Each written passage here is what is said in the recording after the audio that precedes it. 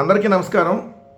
నిన్న తెలుగుదేశం పార్టీకి సంబంధించినటువంటి పొలిట్ బ్యూరో సమావేశం జరిగితే ఆ పొలిట్ బ్యూరో సమావేశంలో చంద్రబాబు నాయుడు గారు ఒక ట్రైనింగ్ ఇచ్చారు అందరికీ. అబద్ధాలను ఎలా మనం ప్రచారం చేయాలి, మీరు సరిగ్గా అబద్ధాలను ప్రచారం చేయట్లేదు, నేను చేసినంతగా మీరు కూడా వెళ్ళి చేసి రావాలి అని చెప్పి ఆయన క్లియర్గా ఆ సమావేశంలో పొలిట్ బ్యూరో మెంబర్లందరికీ వివరించారు. ఏమని, గత 8 నెలల్లో రాష్ట్రానికి 6.5 లక్షల కోట్ల పెట్టుబడి వచ్చినా ఆ విషయాన్ని ప్రజల్లోకి తీసుకెళ్లడంలో మంత్రులు ఎమ్మెల్యేలు విఫలమవుతున్నారు.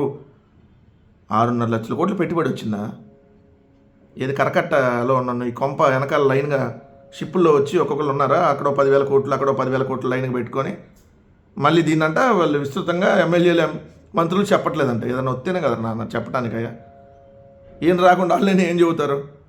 2, నువ్వు దాంట్లో ఇంకా జగన్ ప్రభుత్వం వల్ల నిర్వాహకం వల్ల FRBM లిమిట్ 0 అయిందని చంద్రబాబు విమర్శించారు.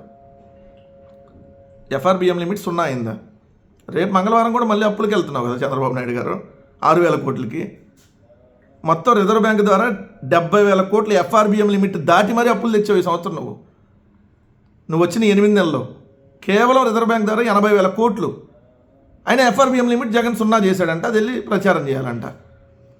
విశాఖపట్నం స్టీల్ ప్లాంట్ ప్రైవేటీకరణ జరగకుండా నేను కాపాడాను అని చంద్రబాబు నాయుడు గారు అన్నారంట. అనగానే ధన్యవాదాలు అన్నారంట, పొలిట్ బ్యూరో అందరికీ అభినందనలు తెలిపారంట. ఇది విశాఖపట్నం స్టీల్ ప్లాంట్ ప్రైవేటీకరణ కావట్లేదా? ఆపేసావు నువ్వు అడ్డంగా పడుకొని? ఎన్నాళ్ళు మభ్య పెడతావు? మొన్నే కదా అగ్నిమాపక దళం ప్రైవేటీకరణ అయింది. ఎంప్లాయీస్కి సంబంధించినటువంటి VRSకి సంబంధించి నోటిఫికేషన్ ఇచ్చారు వాళ్ళు, VRS తీసుకోమని. ఇంకా కూడా ప్రజల్ని మభ్య పెట్టేటటువంటి కార్యక్రమం. దాంట్లో అసలు ఇంకో పెద్ద అతి జోక్ ఉంది. రాబోయే రోజుల్లో ఇంకా బలంగా చేస్తాం, ఇప్పటికే 70% హామీలు అమలు చేయగలిగాం. మళ్ళీ ఎప్పుడు 70% హామీలు అమలు చేస్తారా? చంద్రబాబు నాయుడు గారే ఉన్నాం అసలు. అంటే వినేవాడు VP అయితే చెప్పేవాడు చంద్రబాబు నాయుడు అన్నట్టుగా మీరు చెప్పండి. ఇదే తీసుకెళ్ళి మేము 70% హామీలు అమలు పరిచామని చెప్పి డోర్ టు గడపకి వెళ్ళి చెప్పారండి. చీపులు తీసుకొని పరిగెత్తిస్తారు ఆడాళ్ళు. 70% హామీలు అమలు చేశారా మీరు అధికారంలోకి వచ్చినాక ఈ 8 నెలల్లో? అంటే వైఎస్ఆర్సీపీ వాళ్ళ మీద 70% మంది మీద కేసులు పెట్టుంటారు, గ్రామ స్థాయిలో కానీ జిల్లా స్థాయిలో కానీ. హామీలు అమలు చేశారు మీరు. సో ఇప్పటికైనా అబద్ధాలు అంటే ఎన్నిసార్లు చెప్పినా సిగ్గురాదా చంద్రబాబు నాయుడు గారు?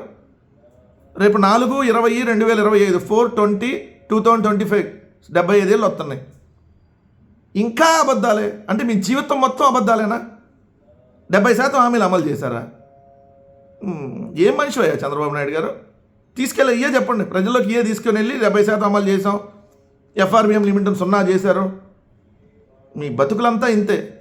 మీరు ఏం చేయరు రాష్ట్రానికి. ఇలా అబద్ధాలను ప్రచారం చేసి ఈ ఒక అబద్ధాన్ని ఒక 100 మంది కూర్చొని ఒక 100 యూట్యూబ్ ఛానల్ ద్వారా, ఓ 10 శాటిలైట్ ఛానల్ ద్వారా, ఓ 4 పత్రికల ద్వారా ప్రచారం చేసేసి ఏదో జరిగిపోయింది ఇక్కడ అని చెప్పి చూపించుకునేటటువంటి కార్యక్రమం.